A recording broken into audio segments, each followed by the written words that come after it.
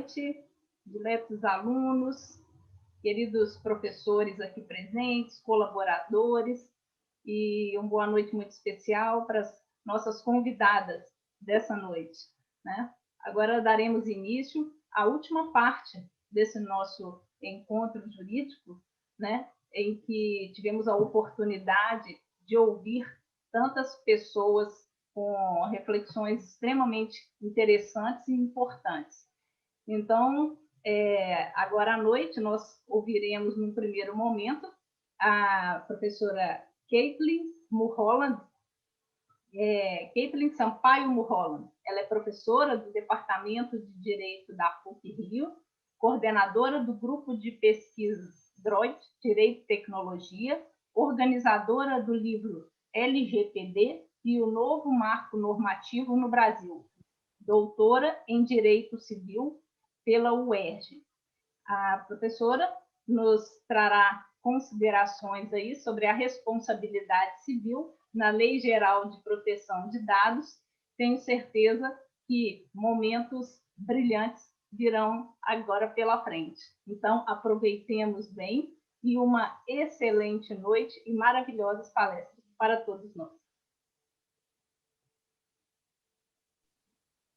Boa noite a todos, boa noite a todas. Obrigada, Valéria, pela generosa apresentação. Agradeço também a professora Sabrina e o professor Michael pelo convite participar desse evento, que eu acho que já demonstra ser um evento de sucesso, né, com palestras tão importantes já realizadas. E, enfim, foi-me dado aqui um tempo que eu espero que seja suficiente, né, para a gente conversar sobre um assunto tão importante, que é a responsabilidade civil, que é o meu assunto do coração, e aplicar esse tema para a proteção de dados pessoais. Então, a ideia da minha fala de hoje é tratar com vocês, tentar passar para vocês, né, algumas inquietações que eu tenho, não só eu, mas também vários estudiosos de responsabilidade civil e proteção de dados, em relação à normativa, a própria norma, né, a expressão da lei, né, a respeito dos requisitos para atribuição da obrigação de indenizar em caso de violação aos direitos dos titulares de dados, né? Então, rapidamente, só fazendo uma rápida localização legislativa, né? Na Lei Geral de Proteção de Dados, entre os artigos 42 e 45, o legislador previu regras específicas de responsabilidade civil em caso de danos causados aos titulares de dados pessoais. E nos artigos 46 a 49, o legislador trouxe um capítulo, né, uma seção específica sobre segurança e sigilo dos dados. Então, na realidade, a gente tem aqui, nessa lei, entre o artigo 42 e 45, as regras específicas de responsabilidade civil, regras essas especiais em relação, obviamente, ao Código Civil, e nos artigos 46 a 49, regras específicas sobre deveres de segurança no tratamento de dados. Então, essa complementação, né, à seção de responsabilidade civil, ela é necessária por um motivo importante que eu vou mencionar para vocês mais à frente, que é a interpretação que é dada ao artigo 42 da Lei Geral de Proteção de Dados. Então, começando do começo, como sempre é bom fazer, né? No que se refere, ao que se refere a responsabilidade civil na Lei Geral de Proteção de Dados? E, especificamente, aquelas situações em que um dano é causado a um titular de dados pessoais, cujos dados, né, tenham sofrido, né, cujos dados tenham sido, por exemplo, vazados, ou quando existe algum tipo de incidente de segurança que permita a terceiros, né, o conhecimento desses dados pessoais, ou também quando existe um dano causado a um terceiro, sem ser um titular de dados, mas que seja um dano decorrente do tratamento de dados pessoais. Então, vejam, o artigo 42, ou melhor dizendo, né, a parte específica da responsabilidade civil na lei geral, se refere tanto a danos que são causados aos titulares de dados pessoais, quanto a danos causados a terceiros que não os titulares de dados pessoais. Acho que isso é importante. Por quê? Porque geralmente a gente fica muito atenta à responsabilidade civil na lei geral como sendo aquela que sempre vai gerar danos somente aos titulares. Não é. São danos decorrentes do tratamento de dados pessoais, ok? Então, a gente pode ter uma situação em que exista um dano que seja indiretamente causado, que seja diretamente causado a uma pessoa, mas que seja indiretamente relacionado a tratamento de dados. E aí a gente vai ter que analisar, na realidade, uma relação de causalidade que pode ou não imputar a responsabilidade civil ao agente de tratamento de dados pessoais. Bom, feita essa ressalva, acho que é importante a gente encontrar, né, conceituar duas figuras que são importantes na atribuição de responsabilidade. Uma é a figura do controlador e outra do operador. Quem são esses sujeitos? Né? São sujeitos, agentes de tratamento, são sujeitos do tratamento de dados pessoais que se relacionam, o controlador mais especificamente, que se relaciona diretamente com o titular de dados pessoais. Então, o controlador é o sujeito, é a pessoa física ou pessoa jurídica a quem incumbe tomar decisões relacionadas às finalidades do tratamento de dados pessoais, muito resumidamente. Tá? É com ele, com esse controlador, que o titular, ou é a esse controlador, que o titular de dados pessoais concede os dados, né? Ou seja, o controlador é o sujeito, é a pessoa que é responsável, no sentido amplo, não no sentido exatamente jurídico, né? Mas é a pessoa que vai ter a responsabilidade de arrecadar, de realizar o tratamento de dados daquele determinado titular. Bom, o operador, a segunda figura, o segundo agente de tratamento de dados, ele cumpre uma função que no Regulamento Europeu de Proteção de Dados Pessoais a gente chama de processador, né? É o processor. Então, o operador ele é indicado pelo controlador para operacionalizar as atividades relacionadas a tratamento de dados pessoais.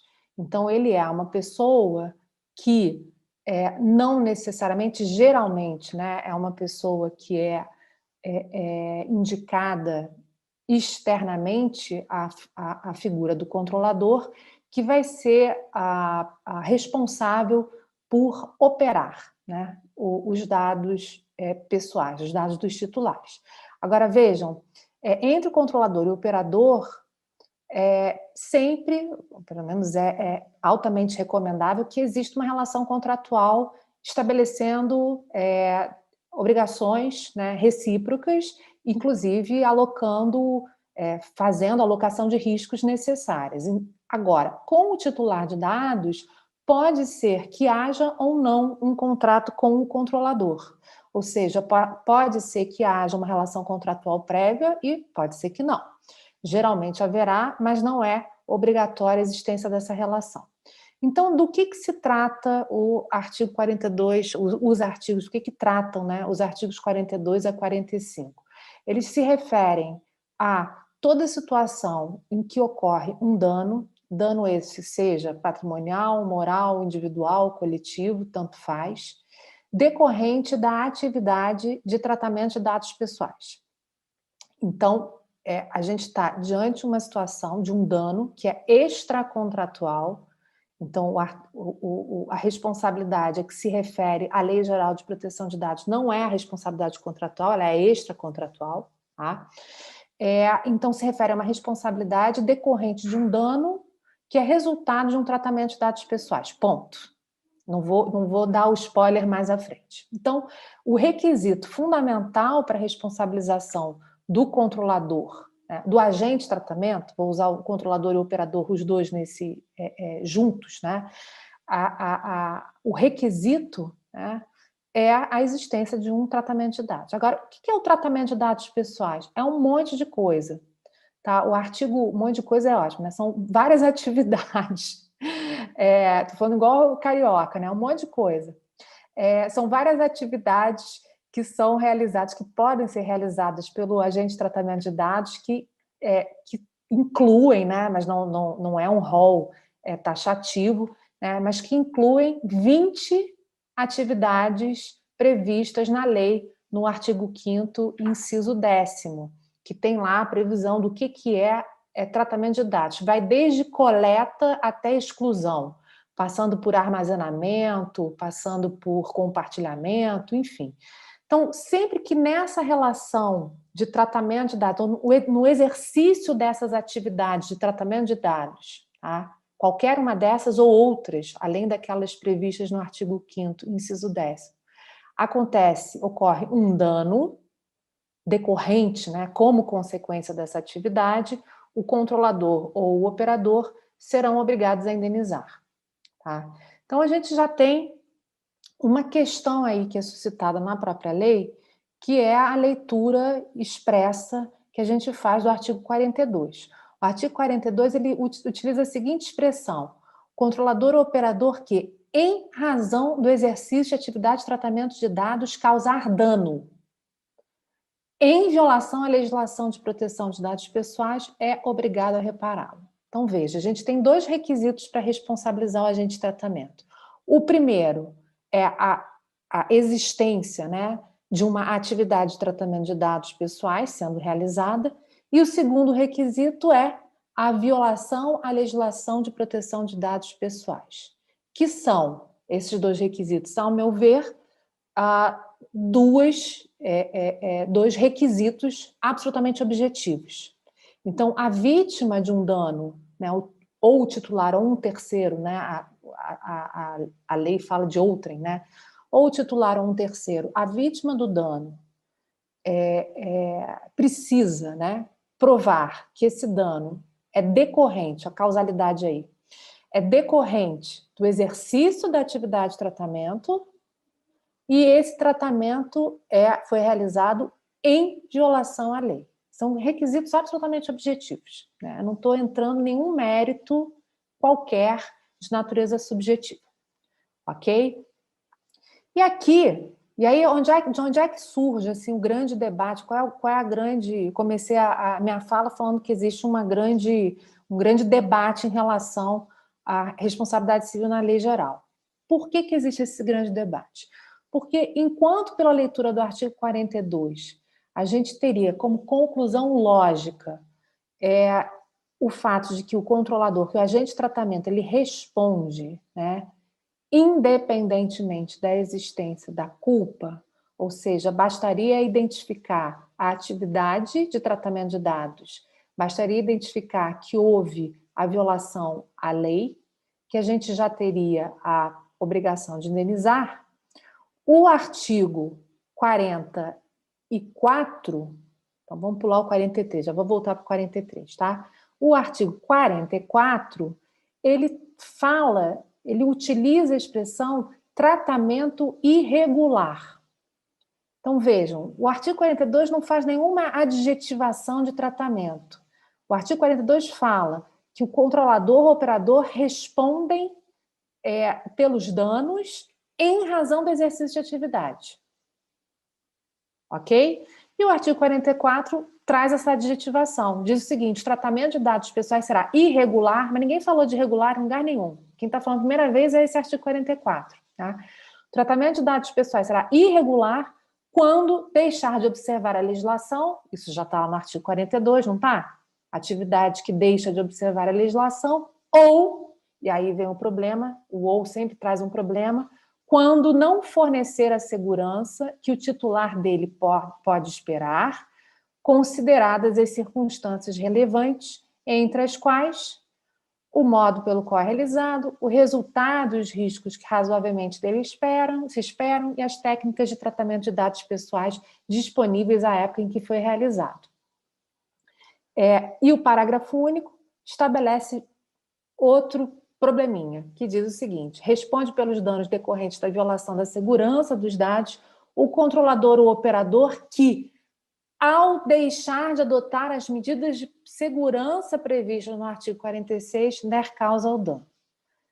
Entenderam o problema? O grande problema que a gente tem de interpretação e que leva necessariamente a uma série de debates doutrinários que, sem dúvida nenhuma, vão alcançar a jurisprudência e, sem dúvida alguma, vão alcançar a regulação pela Autoridade Nacional de Proteção de Dados.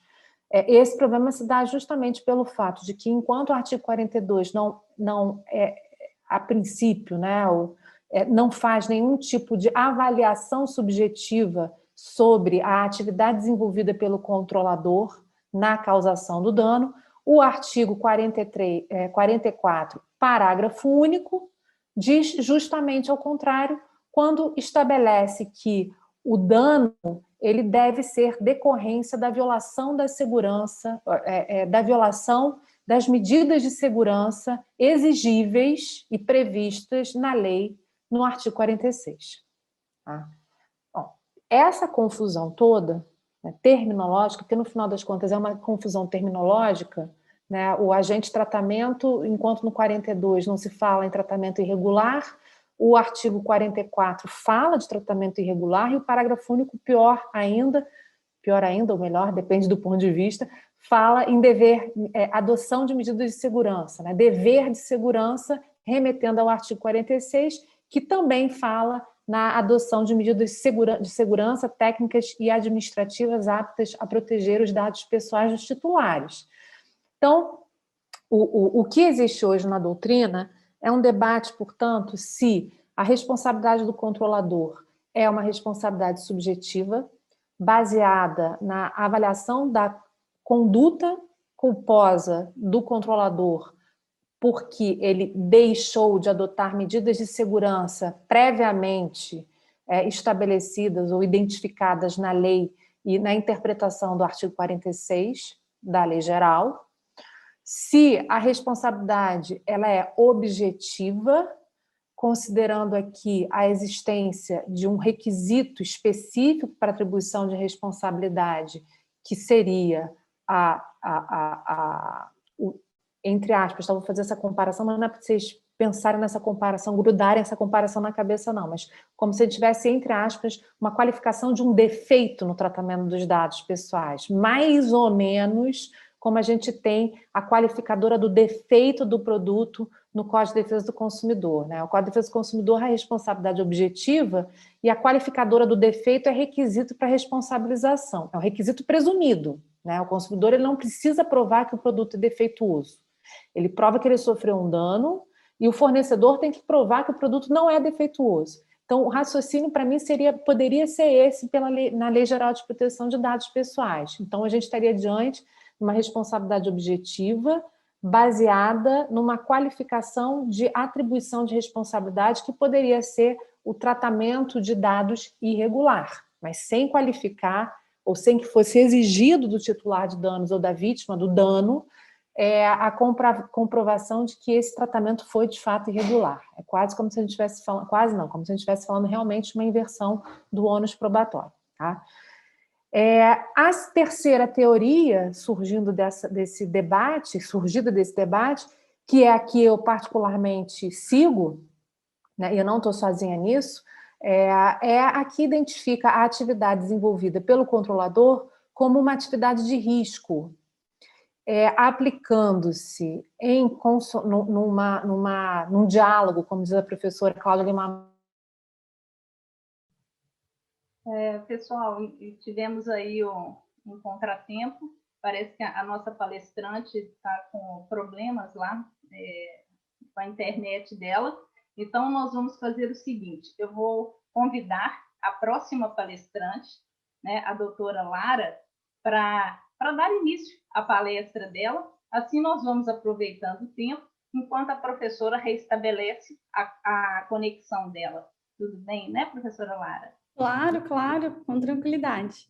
Então, tá certo. Então, eu vou só apresentar aqui a professora Lara Rocha Garcia, que é doutoranda em Direito Político e Econômico pela Universidade Presbiteriana Mackenzie, com doutorado sanduíche pela Columbia Law School, mestre em Direito Político e Econômico pela Universidade Presbiteriana Mackenzie, com foco em inovação e saúde, é especialista em inovação e empreendedorismo por Stanford Graduate School of Business e professora e advogada de direito digital, inovação, compliance e proteção de dados. A professora Lara nos brindará com uma palestra sobre proteção de dados na saúde, desafios do médico e pacientes digitais. Assim que a professora Caitlin, deixa eu só verificar aqui, parece que ela está conseguindo retornar, professora Valéria, pode pedir para a Lara falar, eu falo depois dela, depois eu retorno, melhor. Não, pode falar, professora, não há problema algum, eu aguardo, por favor. Gente, eu peço, vocês que decidem, eu peço 1 milhão de desculpas, porque, enfim, eu estava falando com o pessoal antes, eu estou realmente no meio de um lugar meio complicado, mas se vocês quiserem, pode começar, Lara, eu pego depois no final, não tem problema nenhum, Valéria, pode ir. Então, ok. Então, nós vamos fazer assim. A professora Lara dará sequência agora no evento e, logo na sequência, a professora Caitlin retoma o tema que ela vinha falando e pode até pegar um gancho na fala da professora Lara para a gente dar sequência aí. Os temas, eles se encontram, né? Então, a gente só tem a ganhar com uma fala e outra. Então, faremos isso. Professora Lara, a palavra é sua. Obrigada, queria agradecer imensamente ao convite, é uma honra e um orgulho estar aqui, agradecer a generosa apresentação. Para mim é um prazer estar ao lado da professora Caitlin. Professora, fiquem à vontade se quiser interromper, comentar, discordar, acho que estamos na academia e esse é um ambiente propício para isso, para discordarmos, discutirmos, aprendermos uns com os outros, porque acho que é assim que a gente cresce. Professora Valéria, se você não se importar e puder me autorizar para eu apresentar, eu fiz um breve PPT, uma breve apresentação de alguns poucos slides, são 6 slides só, é só porque acho que pode ilustrar um pouquinho melhor a fala. Bom, então, muito rapidamente, gostaria de compartilhar aqui com vocês algumas das minhas experiências, né? Vou falar sobre proteção de dados e os desafios do médico e do paciente digital, já que a gente, como havíamos falado, né? Inclusive na pandemia tudo isso se acelerou, estamos diante de um novo cenário em que tanto o médico quanto o paciente estão imersos num ambiente de tecnologia e os dados, que sempre foram a base de uma relação médico-paciente, até para tomada de decisão de conduta médica, antes, às vezes, verbais e físicos, agora também fortemente digitais. A professora Valéria já me apresentou. Eu queria conversar um pouquinho com vocês sobre uma realidade que vem acontecendo, né? Essa pesquisa foi conduzida por um site chamado Patients Like Me, um dos maiores sites do mundo que falam sobre saúde, e ela conduziu essa pesquisa com aproximadamente 400 mil pacientes. Qual era a pergunta? A pergunta era a seguinte: toda vez que você está diante de um sintoma, você está diante de uma nova situação de saúde, né, algo diferente do seu acostumado, o que é que você faz? A primeira resposta é que você procura um conteúdo no Google, na web, em geral. Então, veja, pense em você mesmo, né? Toda vez que você sente, por exemplo, o olho coçar, olho vermelho, dor de cabeça, o que você faz? Doutor Google, digita no Google o seu sintoma. Na sequência, você faz a pergunta para os seus amigos ou para sua família, pai, mãe, marido, esposa, irmão, filho, mãe, avó, vizinha, grupo de WhatsApp, foto, quantos, né, não existem. Você pergunta isso para os seus familiares. Na sequência, você usa os seus devices, né, principalmente os relógios, tablets, e você tenta buscar um pouco mais de informação unindo a internet das coisas. O quarto passo seria buscar um vídeo explicativo sobre o seu sintoma. Um vídeo das potencialidades, dos problemas, das possíveis diagnósticos. E só aí, no quinto passo, é que estaríamos diante de uma consulta médica. Então, veja você, essa pesquisa conduzida por um site nos remete a um comportamento humano de que o paciente, nessa nova era da sociedade da informação, ele faz 4 coisas antes de ver um médico. Todas essas 4 coisas online. Então, assim, a gente passa de uma trajetória onde o médico tinha uma relação assimétrica com o paciente, em que ele era detentor de toda a verdade, e agora o paciente não só demora para procurar o médico, mas também passa a o questionar, porque ele passa a fazer, a ir, né, a participar dessas consultas de forma mais estruturada, ou talvez até equivocada, porque não ter uma série de dados errados ou informações erradas, porque a internet ela vai atuar dos 2 casos, pode te ajudar com uma série de informações, pode te ajudar com uma série de desserviços e desestruturados. Tudo isso nós estamos falando que na essência, na origem, são dados. São dados que estão na internet, são dados que a família coloca dentro de contexto, fora de contexto, de forma organizada, de forma desestruturada, de forma a criar pânico, de forma a acalmar. Então, a gente se encontra diante de uma série de dados digitais. Nesse sentido, se nós formos pensar sobre dados, houve uma iniciativa do site, desse mesmo site, em parceria com a Organização Mundial da Saúde, que era o mapeamento de genoma humano por meio da iniciativa DigitalMe. Essa iniciativa começou em 2017, e eu, curiosa como sou, né, acho que parte de ser professora, pesquisadora e estudante é ser uma curiosa profissional, fui lá tentar entender o que era esse DigitalMe. Então, lá nos idos de 2017, o que você fazia? Você preenchia um formulário online com uma série de dados sobre a sua saúde, você podia mandar exames, falava sobre as suas condições, sua idade, hábitos de consumo, hábitos de saúde, onde você mora, que tipo de alimentação você consome, exercício, enfim, era um questionário bastante extenso. Seus dados eram avaliados e se você fosse aprovado, você recebia um tubinho para você coletar a amostra genética, que no caso era da saliva, para compor um grande mapa genético global, mundial, ok? Depois disso, essa pesquisa passou a ser por uma amostra mais nobre, que a gente diz, que era a amostra sanguínea, em que eles fariam um mapeamento do genoma humano em nível global. Eu sou asmática. Então, eu escrevi essa minha condição, embora aqui do alto dos meus 37 anos, brasileiras e tudo mais, e asmática, bem, não passei, eu não fui aprovada. Mas, curiosa que sou, resolvi preencher o questionário de novo como se eu fosse a minha avó, que sim, já teve diabetes, já foi paciente oncológica e uma série de outras situações do alto dos seus 95 anos. Compartilhei uma série de exames e ela sim, a minha avó, ela foi aprovada e recebeu o convite, recebeu o kit para poder participar dessa pesquisa lá em 2017.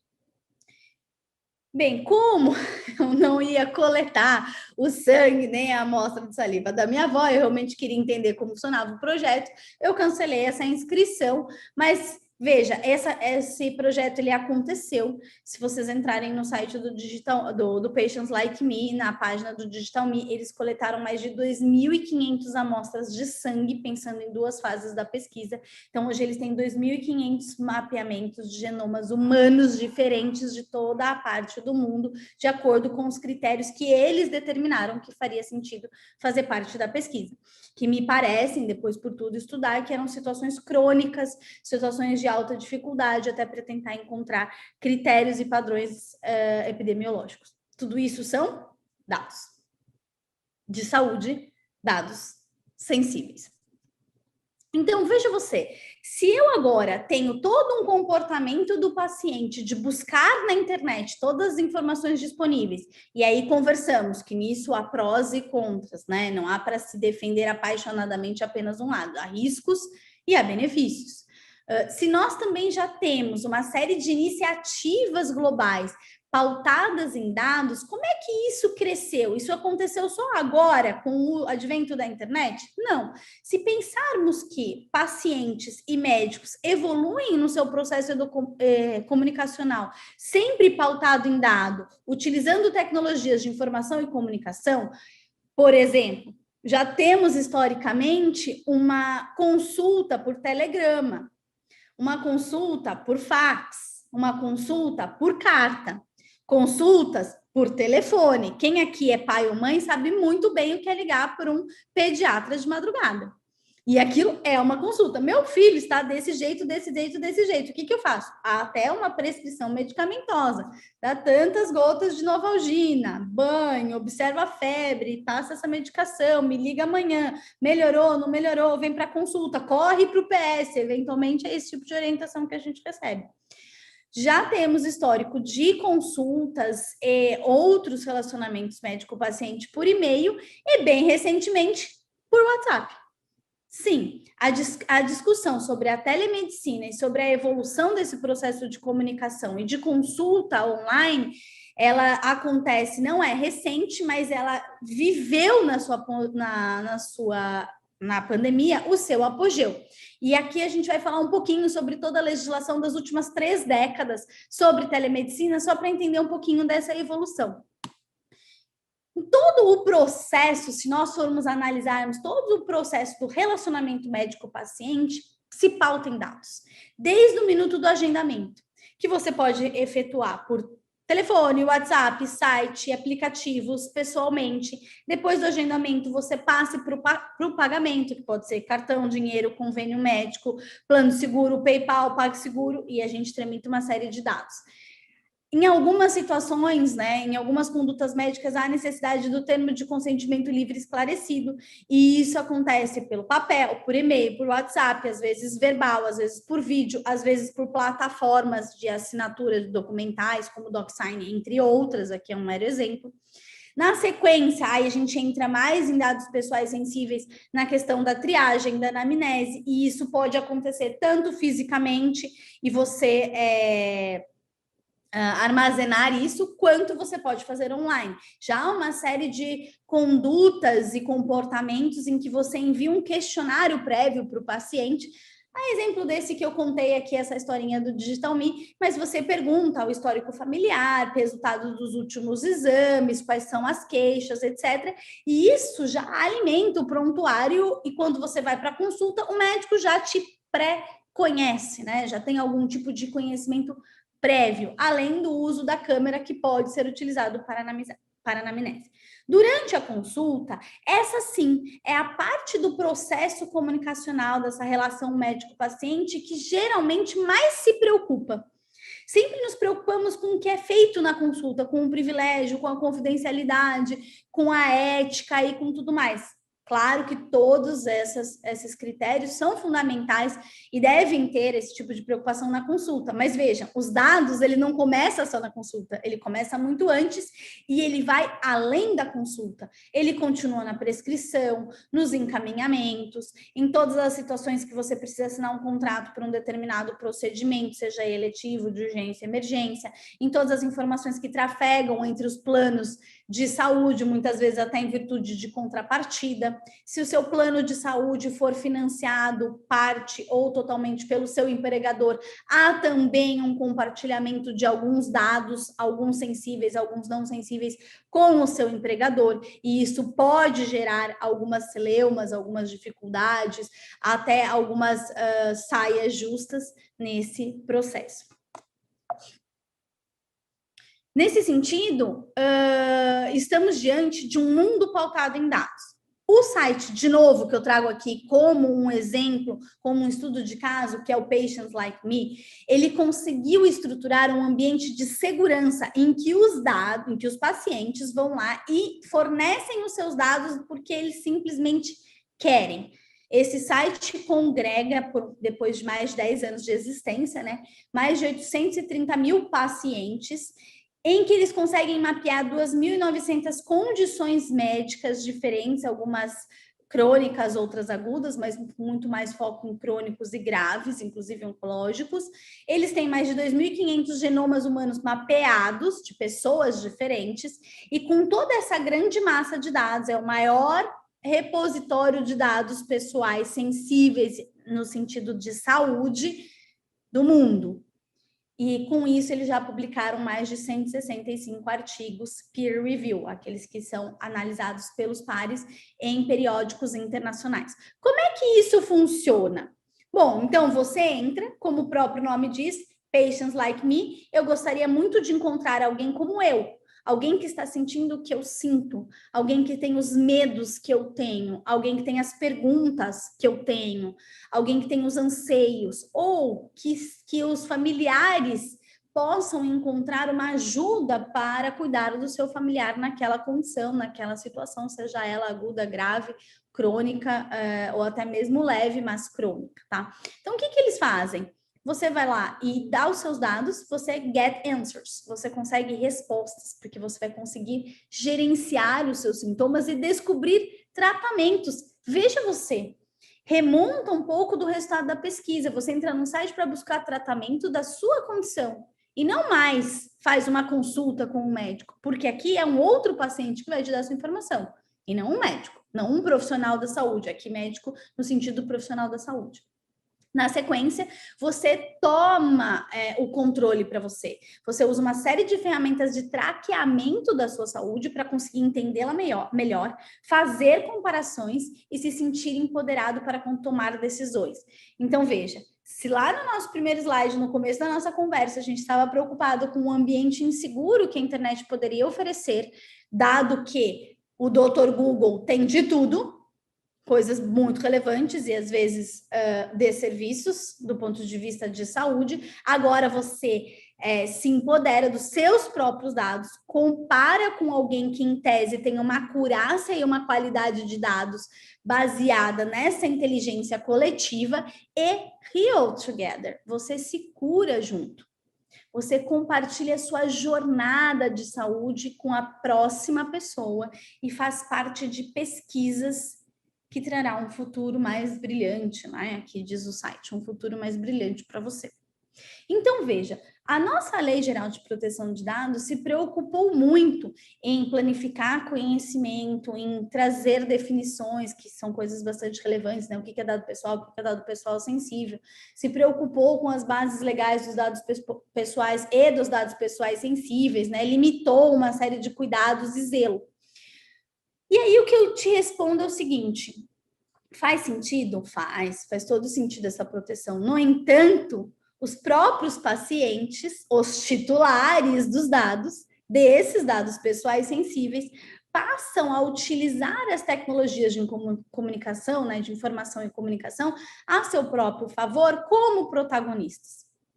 E aí, quais são todos os interesses ao redor? Se vocês entrarem nesse site, vocês perceberão um patrocínio de uma série de farmacêuticas, o envolvimento de várias universidades, de vários pesquisadores, de outras empresas de devices, enfim, todo um ecossistema da saúde interessados em como é que essa grande massa de dados, que é valiosíssima, pode, de fato, contribuir para os seus produtos e serviços.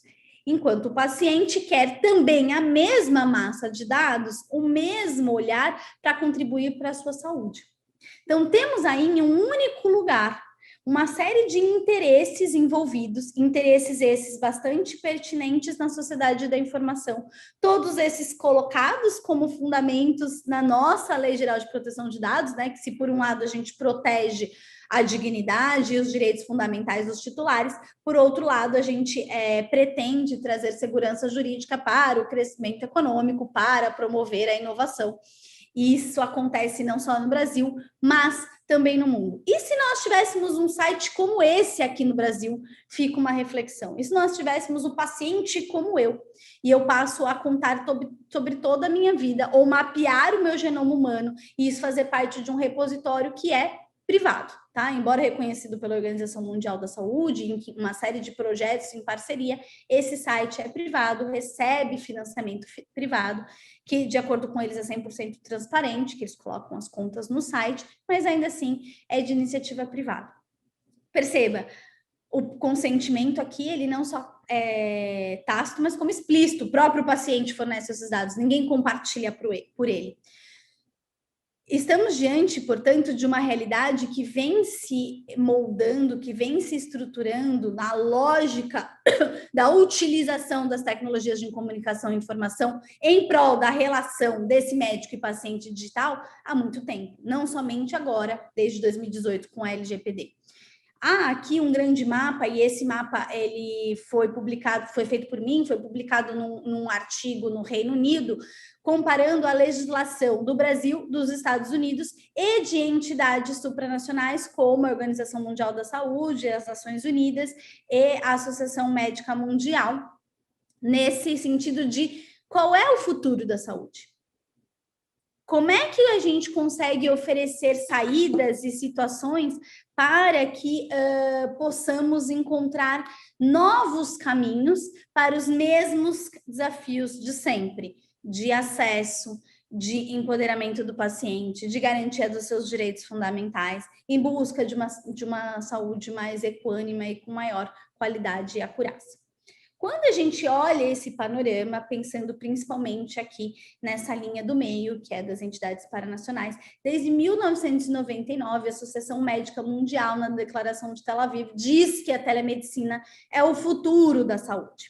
Na sequência, essa mesma associação, em 2009, ou seja, 10 anos depois, declara aqui na Declaração de Nova Delhi, que o futuro da saúde não é só a telemedicina, mas a telehealth, a telesaúde e todas as situações de saúde envolvidas, não só o médico, né, mas o enfermeiro, a equipe multiprofissional, o educador físico, o nutricionista e assim por diante. Essa mesma associação, mais alguns anos, ou seja, 6 anos, na Declaração de Moscou, ela vai além. Olha, não é só telemedicina, não é telesaúde, telehealth, mas sim mHealth, mobile health. A saúde deveria estar no celular. E é por meio do celular, incorporando todos esses devices, que nós encontraremos caminhos de atingir os objetivos sustentáveis. A Organização Mundial da Saúde, por sua vez, desde 2006, com a criação do seu Observatório Global, tem lançado uma série de relatórios. Se for contabilizar até 2021, nós já temos 16 relatórios falando sobre o potencial das TICs, Tecnologia de Informação e Comunicação, e, por consequência, ou na sua origem, dependendo aí da teoria que a gente quiser encontrar, estão os dados. E aí, com esses dados, que trafegam não somente pela internet de forma nacional, em território nacional, mas também de forma global. Lembra até da iniciativa que eu brinquei com vocês aqui do Digital Me, parte dos meus relatórios, ainda que reprovada para participar do programa, estão lá, uma série de exames foram enviados para eles, fazem parte desse repositório global. Estamos diante de uma iniciativa em que vai além da LGPD. Então, veja, aqui no Brasil isso acontece? Sim, acontece. Data de 1997, o primeiro parecer do CFM para falar sobre telemedicina. Muito antes, ou talvez 2 anos antes da Declaração de Tel Aviv, no Brasil, a gente tinha uma empresa que constou o CFM se poderia usar telemedicina nos seus profissionais embarcados. Isso evolui para o nossa primeira legislação de direito administrativo de 2002, que é a número 1643, num grande imbróglio em que a gente teve uma legislação em 2018 e 2019 que foi revogada, mas que encontra no ano de 2020 a sua liberação em função da pandemia. Então, nas últimas 3 décadas, o mundo vem discutindo que a saúde precisa dessa regulamentação para fornecer segurança jurídica tanto para o médico quanto para o paciente, entendendo que isso vai facilitar muito mais a vida do paciente na efetividade do seu direito universal à saúde. No meio de uma pandemia, isso acontece às pressas, tanto a entrada da LGPD quanto a liberação da telemedicina, e aí nós estamos diante de verdade do médico, do paciente digital, de forma regulada, com algumas aspas. Aqui a gente tem algumas dificuldades, mas com algumas aspas a gente pode dizer que esse imbróglio de 3 décadas aqui no Brasil começa a querer ter um fio de luz de resolução. E aí, dentro nesse ambiente, eu pergunto: esses dados pessoais sensíveis e não sensíveis que acontecem, que permeiam todo o processo do relacionamento médico-paciente, como a gente olhou, que vem desde o agendamento e continua após consulta, na prescrição, no acompanhamento, no retorno, e assim vai, né? Passam a fazer parte de uma realidade que talvez esteja além de tudo o que a LGPD tentou regular tão fortemente ali, ou pelo menos se preocupou com algumas questões do ponto de vista de dados pessoais sensíveis. Há uma grande discussão em termos de responsabilidade, e aí o assunto da professora Caitlin, que figura nessa relação. Como é que a gente começa a discutir essas responsabilidades? O paciente passa a ter mais responsabilidade quando ele fornece o dado? O operador, né, o provedor, ele tem responsabilidade sobre isso? A plataforma que é base para essa discussão tem ou não tem responsabilidade sobre isso? Então, a gente começa a ter uma discussão voltada, saindo da medicina e incorporando ao direito digital, numa discussão que eu gostaria muito de ter aqui, trazer, contribuir, que ela não é recente, no sentido de não é somente durante a pandemia, não é somente em um momento de desespero, ou no momento de pânico, ou no momento de urgência, embora a nossa lei tenha essa cara transitória, né? Tem essa palavra de transitório temporário enquanto durar a pandemia, mas a realidade fática já não é essa. Não era antes, não é agora, e não acredito que nós teremos uma realidade diferente dessa pautada em dados da relação médico-paciente. Bem, era isso que eu gostaria de trazer aqui nesse ambiente, muito mais um momento para discussões sobre como que fica essa nossa realidade, né? Para que caminhos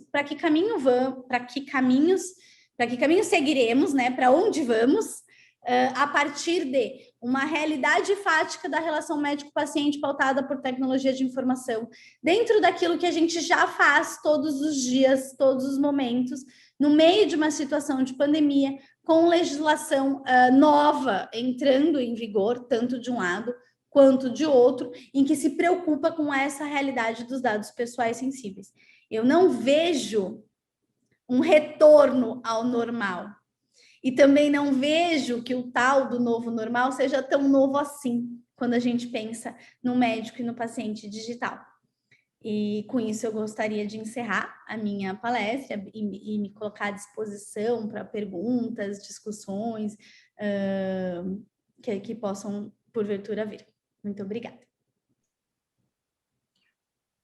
Professora Lara, eu congratulo-lhe pela brilhante exposição, realmente questões, como disse de manhã, né, professora Valéria, instigantes, né, que nos colocam a racionalizar algumas questões, e eu não conhecia o site em questão, e achei até muito interessante, fui anotando algumas coisas aqui, né, porque lá no Direito do Consumidor eu já tenho uma preocupação tremenda com o doutor Google, então você imagine como fiquei aqui dessa sala, da sua fala, com uma série de informações que me preocuparam bastante. Mas eu tinha, sim, Lara, eu compreendo o cenário, eu compreendo a questão de evolução, me preocupa muito como isso é apresentado num cenário pós-pandemia. Hoje eu posso até compreender, mas eu já entendo o que você está falando, nós já tínhamos uma realidade, pandemia ou não, a realidade será essa, posteriormente teremos que enfrentar e achar soluções. Mas, assim, eu tive uma série de insights aqui que eu fiquei na dúvida, como é que eu resolvo a questão do consentimento no ambiente virtual, que eu acho complicado em algumas situações, mas eu entendo que possa ser feito, mas diante, assim, de uma série de princípios que vão reger isso, principalmente na questão dos dados sensíveis, é só para ver se eu entendi e aí formular a minha pergunta. Num dado momento, nós fornecemos, então, dados para essa plataforma digital, que tem lá uma série de patrocínios de laboratórios e outros interessados nos dados sensíveis, né? E depois sai lá um resultado, eu encontro compatibilidade de algumas doenças que estão sendo trabalhadas. É isso? Eu compreendi a linha geral. Aí minha pergunta, então, é o seguinte: como é que fica a questão da responsabilidade civil quanto à divulgação desses dados sensíveis, se eles ocorrerem? E como é que fica, pensando nessa divulgação de dados sensíveis sem autorização? Porque eu fico imaginando assim, eu que sou consumidor, eu sou uma pessoa, vamos pensar em consumo. Eu vou pensar que eu sou consumidor e tenho esse site, apresentei meus dados. Será que eu estou habilitado a compreender toda a terminologia técnica ligada a regulamentações médicas e o fornecimento desses dados? E aí, foi uma fala até que eu peguei sua que eu achei interessante. Eu estou oferecendo os dados, mas será que eu tenho consciência plena disso? E os impactos que isso tem, por exemplo, lá na LGPD? Porque eu estou falando de dados sensíveis que pode cair na mão de seguradoras, de laboratórios. É óbvio que tudo que é novo gera expectativa e eu entendo que o site é muito interessante, é buscar conectar. A Sabrina tem uma doença, eu tenho. A gente quer uma solução. Mas, assim, eu fiquei meio preocupado. Eu queria que você pudesse me aclarar, ou pelo menos tirar um pouco da minha ansiedade. Nós já temos, assim, por que você vislumbra de segurança? E eu não estou nem vislumbrando que seja consumo, mas vamos imaginar como ter remuneração indireta nesse site, alguém vai lá e se cadastra nessa prestação de serviço. Será que eu posso antever ali uma remuneração indireta lá no âmbito do direito do consumidor? Porque se for, como é que eu trato desse hipervulnerável que está lá? Como é que eu garanto a ele proteção desses dados? Isso me preocupa, você entendeu? Eu achei espetacular, fiquei aqui encantado, mas eu fiquei com pulgas atrás da orelha aqui, não sei se Sabrina também, porque você falou que eu não tenho um médico lá, não é isso? Eu estou oferecendo os dados, o algoritmo está trabalhando e alguém está dando uma solução.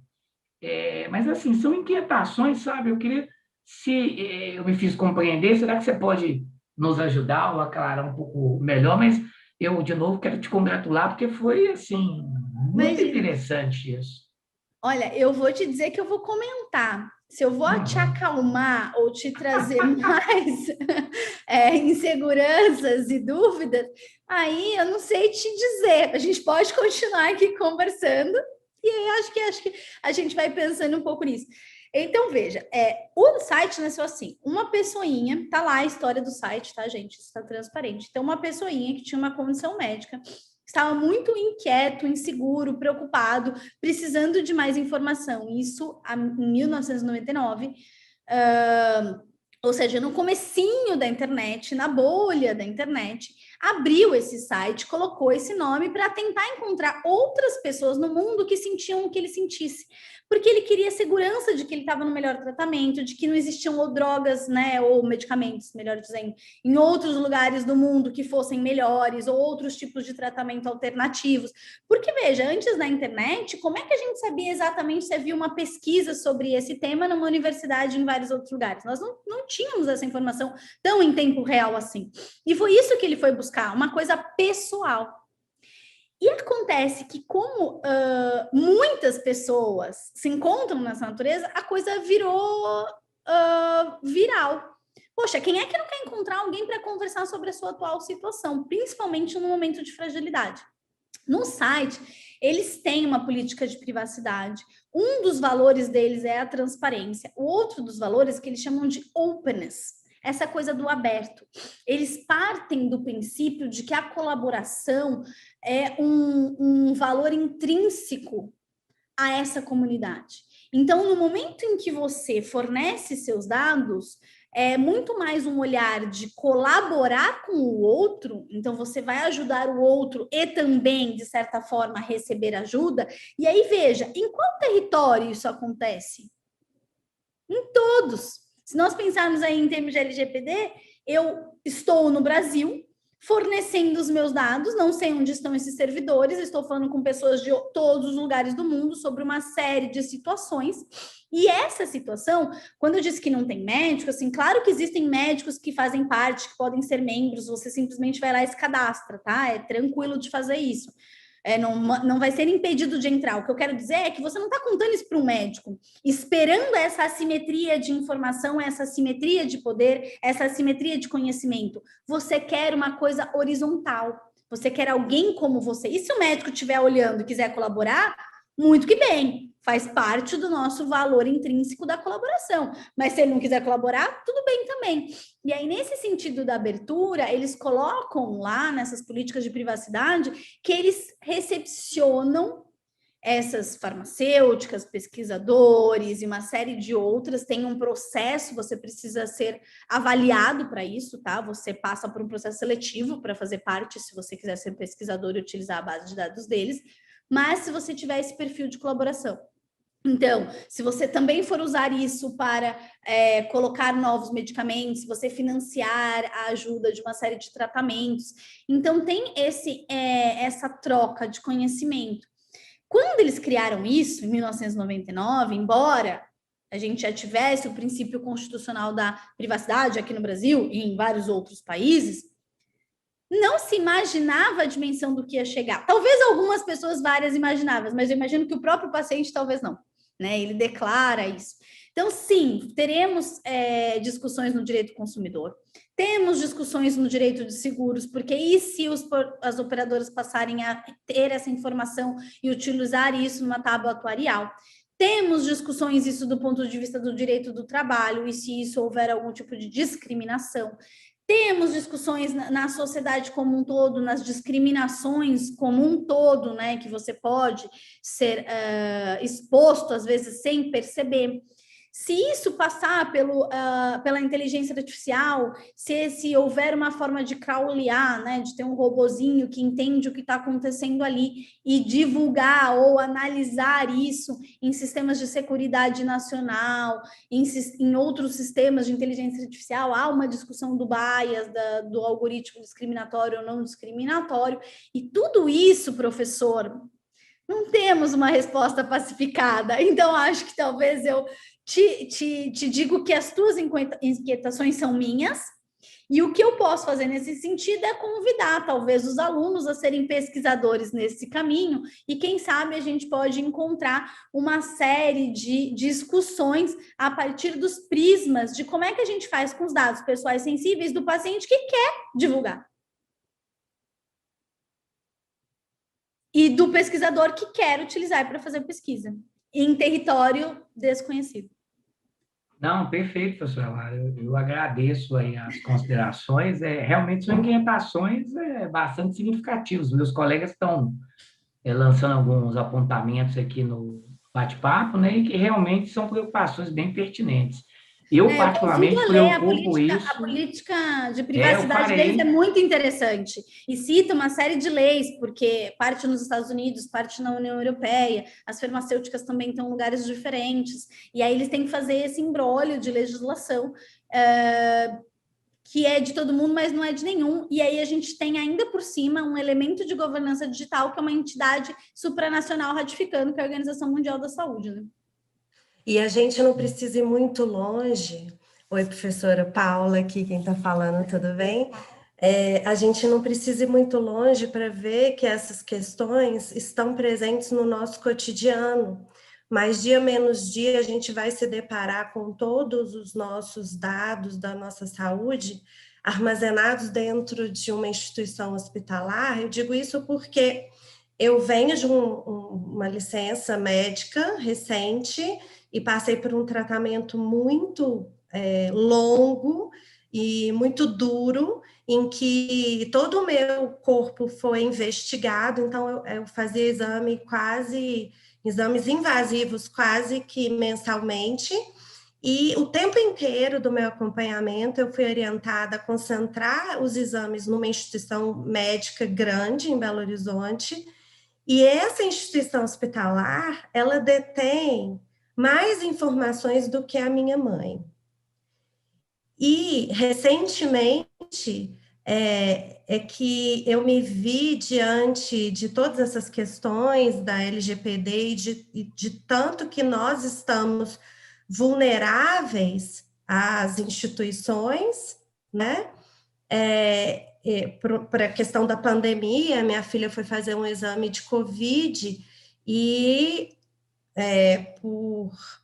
para não ter que ir ao consultório da pediatra no retorno, eu enviei o exame, eu enviei a minha senha e o meu CPF para ela entrar no sistema do hospital e consultar todos os exames que a minha filha tinha feito, ao invés de eu ter que passar para ela um por um via WhatsApp. Só que essa instituição hospitalar, que é uma das maiores de Belo Horizonte, não tem a menor noção do que é LGPD e coloca no mesmo balaio os exames meus e da minha filha. Então, a médica dela, quando foi clicar para achar o exame dela, viu aquele tanto de coisa minha e me ligou para conversar, né? Para falar, tá tudo bem e tal. Quer dizer, que privacidade é essa que a gente tem? E na hora que eu mandei para ela, eu nem me toquei disso, né? A gente tem 1 milhão de coisas para fazer na vida. Eu falei, olha, tá lá, a senhora pode entrar e ver, e beleza. E não temos privacidade nenhuma. O hospital não se preocupa com a LGPD. O que o hospital vai fazer com todos esses dados que eles têm nossos, de tudo, tudo. E o que nós, que temos maior nível de instrução, vamos, né? Quais as medidas que a gente vai tomar diante de toda essa vulnerabilidade? Sim, essa situação ela é bem corriqueira, que você acabou de descrever, muito comum passar senha e usuário para médico ou para outro profissional de saúde.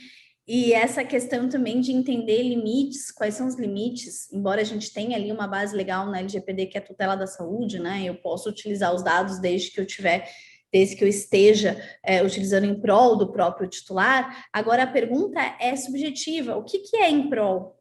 Né? O que vai me fazer bem? Será que eu preciso de mais uma opinião médica? Será que eu realmente quero dividir? Aí você entra nos princípios bioéticos, até da própria autonomia, até que momento eu vou nessa conduta, até que momento eu gostaria de ser vista com esta condição, porque às vezes a condição vira um carimbo e parece que a pessoa anda com aquilo, vestida aquilo, né? E as pessoas vêm antes dessa condição e depois a pessoa, isso acaba acontecendo também, uma relação fática que a gente vê aí no dia a dia. Não adequada, mas fática, né? Então, um pouco de ligar essa relação fática com os nossos ambientes regulatórios. Mas muito bom o seu depoimento. E, de fato, eu vejo que nós estamos num processo de transformação cultural, que talvez não vai ser simples, como não é qualquer tipo de transformação cultural. Então, entender a proteção de dados como algo que nós devemos fazer no dia a dia, para além de uma lei, é algo que nós passaremos a conviver. Embora aquilo que eu quis trazer nas últimas 3 décadas, a gente vem falando sobre todas essas problemáticas, a gente tem uma legislação agora, e eu não sei se talvez a gente não leve outras 3 décadas até ter uma sedimentação cultural em torno da proteção de dados, especialmente nessa relação já tão digitalizada. Professora Lara, eu agradeço as considerações, a participação da minha dileta amiga, professora Paula, e eu penso que essas questões só a professora Caitlin, né, vai poder abordar aí na sua exposição e abordar com mais profundidade. É aí que eu fico pensando, professora Caitlin, papel da NPD, importância da LGPD, do direito do consumidor no Brasil, porque são questões, para mim, lá no direito do consumidor, corriqueiras, de problemas gravíssimos, mas... professora Lara, foi espetacular. Eu te agradeço enormemente. Depois vou lá conhecer os temas de privacidade, porque me interessa aí essa situação. Eu acho que é bastante significativa. Em seguida, aqui, meus amigos, continuando os nossos diálogos dessa noite, né? Retornaremos aí com a fala agora contínua da professora Caitlin Mulholland. Não posso deixar de falar aqui que a professora Caitlin é uma das maiores autoridades de inteligência artificial e da própria Lei Geral de Proteção de Dados no Brasil, com uma obra vastíssima no direito brasileiro, uma carreira extremamente consolidada e, sem sombra de dúvida, nós somos blindados aqui hoje, porque ela vai poder nos aclarar, né, professora Lara, várias questões aqui polêmicas da responsabilidade civil. Professora Caitlin, a palavra é toda sua e fique muito à vontade aí para retomar de onde você desejar. Estamos aí à sua disposição. Obrigada, Michael. Gente, 1 milhão de desculpas pela minha saída daqui do seminário, mas todas essas qualidades que o Michael falou a meu respeito, primeiro, são muito exageradas, e segundo, acabam sendo comprometidas pela internet, a minha internet que é péssima. Então, se ele acha que a minha qualidade é toda... né, se as minhas qualidades são todas essas, a minha internet é exatamente oposta a essas minhas qualidades, é um horror. Mas brincadeiras à parte, tá chovendo muito aqui onde eu moro e, infelizmente, meu 4G também falhou. Então, peço desculpas por essa minha ausência, mas eu rapidamente voltei para escutar a palestra da Lara, sensacional e assustadora, né? Eu acho que o Michael e a Paula já deixaram isso bastante claro. É assustador a gente pensar na potencialidade danosa, né, do que o uso de dados pessoais sensíveis na área de saúde pode gerar, né? Mas, Michael, eu vou tomar, então, a autorização que você me deu, que eu sou uma pessoa muito regrada, né? Então, eu já sabia exatamente quanto tempo eu tinha restante para falar. Então, eu vou usar o tempo restante. Eu não vou usar a integralidade do tempo, senão vocês vão ficar aqui mais do que vocês deveriam ou mereceriam para me ouvir. Então, eu tenho mais 13 minutinhos para falar e eu vou usar esses meus 13 minutinhos ou menos para não deixar vocês aqui, enfim, ouvindo coisas que vocês já ouviram. Mas quando a minha internet caiu, eu me recordo que eu estava comentando com vocês sobre as teorias que são disputadas pela doutrina atualmente em relação à natureza jurídica da responsabilidade civil na lei geral. Eu tinha comentado que o artigo 46, parágrafo único, 44, parágrafo único da lei, levava a crer, né, que a responsabilidade admitida na lei geral é a responsabilidade subjetiva, baseada na culpa objetivamente analisada também, né, que é a ideia de fuga de um padrão de conduta, quando o legislador diz que o controlador ou o operador deixam de adotar medidas de segurança, a gente teria a ideia da culpa objetiva, a ideia de que haveria a atribuição de responsabilidade ao controlador ou operador, porque eles deixaram de adotar um padrão de standard, né, de conduta que é adequado. Rápido parêntese, que padrão de conduta é esse? Isso é mais um problema da lei geral, né? A gente não sabe ainda. E esse parêntese é um parêntese que não faz sentido nesse debate. Pelo seguinte, se a responsabilidade é subjetiva e se essa responsabilidade é baseada no descumprimento de um padrão de conduta relacionada à tomada de medidas de segurança, enquanto essas medidas de segurança, né, se referem no artigo 46, né, as medidas, elas serão aptas a proteger, estou no artigo 46, tá? Então, eu saí do 44, parágrafo único, e fui para o 46. Então, as medidas de segurança estão previstas ali no artigo 46. E essas medidas, elas têm que ser aptas a proteger os dados pessoais. E aí vem o parágrafo 1º, diz o seguinte: a autoridade nacional poderá dispor sobre padrões técnicos mínimos para tornar aplicável o disposto no caput desse artigo. Então, vejam, está tudo meio equivocado aqui na redação. Eu acho que o pessoal esqueceu de combinar quais eram os adjetivos que eles iam usar, né? Por quê? Se a responsabilidade é subjetiva, ela seria uma responsabilidade atribuída ao controlador ou operador porque ele deixou de tomar, violou, né? Melhor dizendo, descumpriu medidas de segurança que, de acordo com o artigo 46, elas têm que ser aptas a proteger os dados pessoais e, de acordo com o 46, parágrafo 1º, esses padrões eles são mínimos. São os padrões que vão ser definidos como padrões mínimos pela autoridade.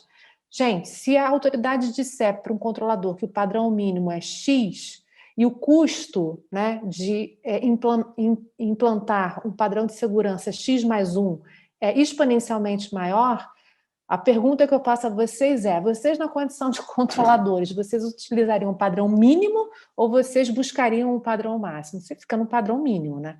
Então, isso só para a gente fazer um rápido parênteses, fecho parênteses, para a gente entender um pouco da inconsistência da linguagem da lei quando fala de medida de segurança.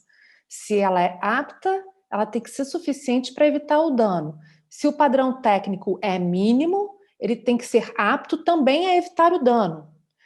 Enfim, só um pouco de reflexão sobre a terminologia utilizada pela lei. A teoria, eu tinha comentado sobre a teoria objetiva da responsabilidade civil baseada na ideia de uma qualificadora do tratamento de dados, semelhantemente ao que existe no CDC, não é isso? Ou seja, o agente de tratamento de dados ele responde pelo dano causado a outrem, porque o tratamento dele está qualificado como um tratamento irregular, inadequado, o que quer que seja, sendo que a irregularidade, a inadequação é caracterizada pelo próprio dano. Ou seja, uma vez ocasionado o dano, presume-se que a atividade foi prestada de maneira irregular. Fosse a atividade de tratamento prestada de forma adequada, o dano não teria ocorrido, que guardadas as comparações, é mais ou menos o mesmo raciocínio que é usado no CDC, né? Se tanto dano aconteceu, tanto o produto é defeituoso que o dano aconteceu. Não fosse defeituoso, o dano não ocorreria. Então, essa é a segunda teoria ou justificativa para a responsabilidade civil na lei geral. A terceira, como eu mencionava, que é a que eu adoto, é a indicação de que a responsabilidade civil na Lei Geral de Proteção de Dados é baseada na concepção de que a atividade de tratamento de dados pessoais é uma atividade de risco, porque numa leitura sistemática do ordenamento brasileiro, levando-se à interpretação do artigo 927, parágrafo único do Código Civil, se identifica que a atividade de tratamento de dados pessoais é uma atividade que, por sua natureza, a atividade que habitualmente é realizada e que, por sua natureza, tem uma potencialidade danosa, ou seja, tem uma capacidade de gerar danos que são numerosos e danos que são gravosos, né? A ideia de risco, ou se quiserem até de uma forma mais estrita, né, de perigo, ela estaria encerrada nessa concepção, tá? Críticas enormes a esse meu posicionamento, que alguns chamam de radical, existe, mas boas pessoas estão do meu lado, e uma das boas pessoas que está do meu lado é o deputado Orlando Silva, que foi o relator do projeto de lei que deu origem, né, que culminou com a aprovação da Lei Geral de Proteção de Dados, que no seu relatório final diz ipsis literis. Então, se é para usar um argumento de autoridade, estou usando ele. Diz ipsis literis. Responsabilidade civil na Lei Geral de Proteção de Dados Pessoais, ela é objetiva, baseada na concepção de que é uma atividade potencialmente danosa, de risco. E ainda faz a menção ao artigo 927, parágrafo único. Tá? Então, do lado dessas três concepções, responsabilidade subjetiva, objetiva por risco, objetiva qualificada pela natureza da atividade, natureza irregular da atividade, se soma uma quarta teoria que é bastante interessante, que foi desenvolvida pela professora Maria Celina Bodan de Moraes e pelo João Quinelato, num artigo publicado no Caderno Adenauer, está disponível na internet, gratuitamente o acesso, que é a teoria da responsabilidade proativa, significando dizer que a Lei Geral de Proteção de Dados, quando prevê, lá no artigo 6º, que é o artigo dos princípios da Lei Geral, quando prevê no artigo 6º o princípio da prevenção e o princípio da responsabilização, a lei ela traz como principal finalidade o princípio da prevenção no inciso 8º do artigo 6º e a responsabilização no inciso 10º do artigo 6º. Tá?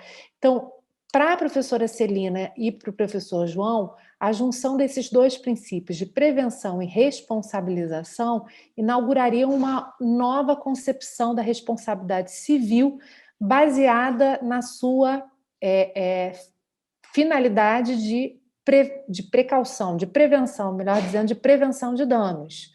Ou seja, a responsabilidade é proativa porque deve ser estabelecida uma cultura deve ser incutida, né, no controlador e no operador uma cultura para prevenir danos. Então, ela é uma responsabilidade proativa baseada nessa ideia de que danos devem ser evitados. Mas, contudo, se eles ocorrerem, né, pela concepção da professora Celina e do professor João, essa responsabilidade, ela aparentemente, em conversa com os dois, a gente ainda está se namorando um pouco, né? Mas aparentemente a gente estaria diante aí de elementos de responsabilidade objetiva, baseados justamente nessa ideia de prevenção de danos. Tá? Então, essas 4 teorias são as teorias que mais que são usualmente são referidas, né, no debate sobre responsabilidade civil na lei geral. Existem outras questões que são importantes mencionar, e eu tenho ainda 3 minutos, Michael, se você me permite, mas existem algumas questões que são importantes mencionar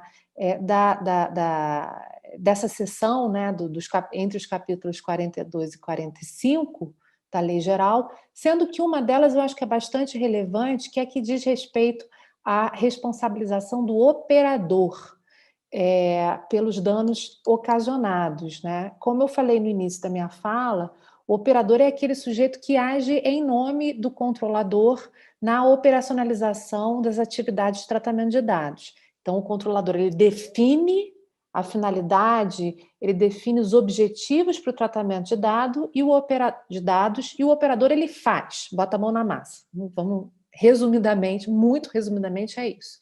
Então, o que o artigo 42, parágrafo 1º diz? Isso eu acho que é fundamental, né? Se eu tenho esses 2 minutinhos finais para falar, é isso.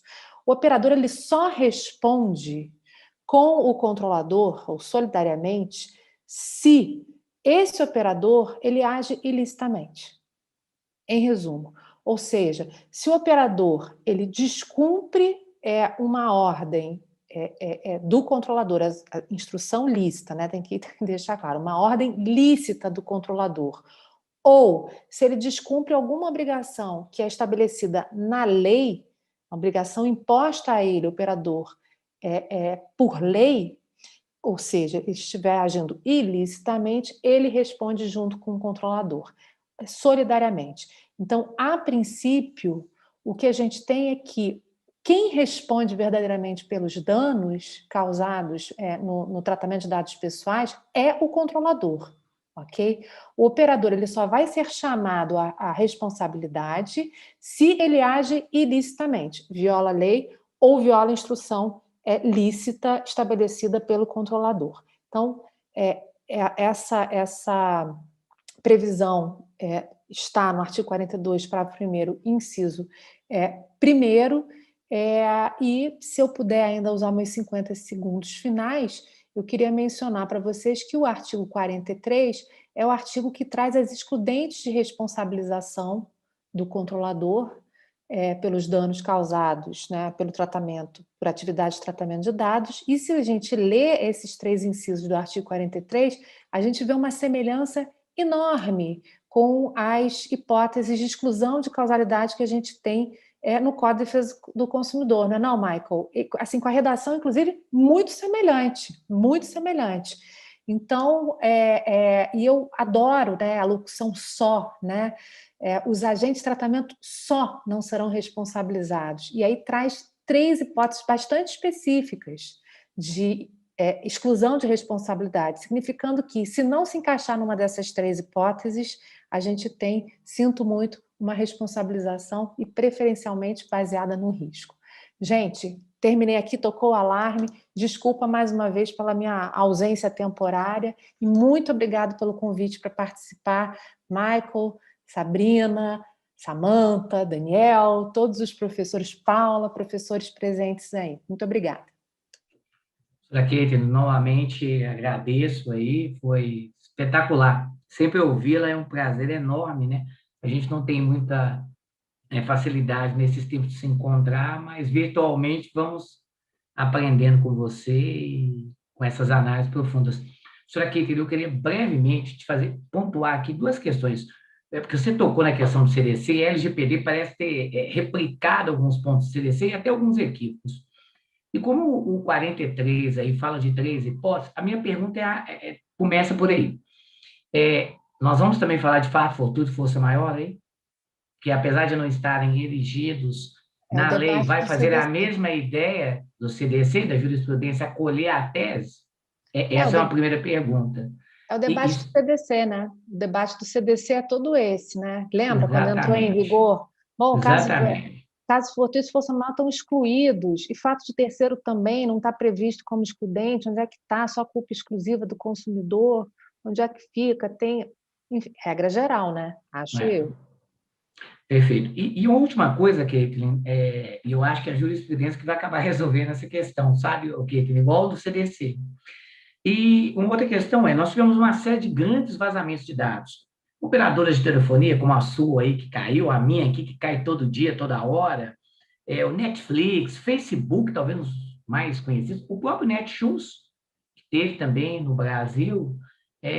Como é que você vislumbra isso no futuro, com a NPD e da imputação de responsabilidade para essas grandes big techs, ou mesmo esses grandes fornecedores que trabalham com dados, alguns dados sensíveis, né, e até dados que, como o professor Daniel colocou, que podem vazar para inúmeras outras atividades?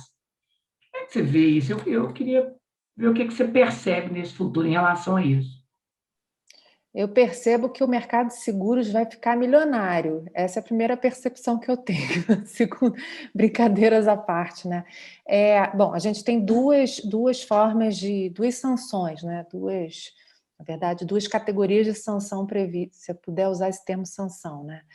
Previstas na lei. A administrativa, que, enfim, a gente não sabe o caminho que vai se tomar, porque a autoridade nacional, inclusive, está tomando subsídios a respeito da comunicação de incidente de segurança, ainda tem isso, né? E a sanção, entre aspas, da responsabilidade civil, né?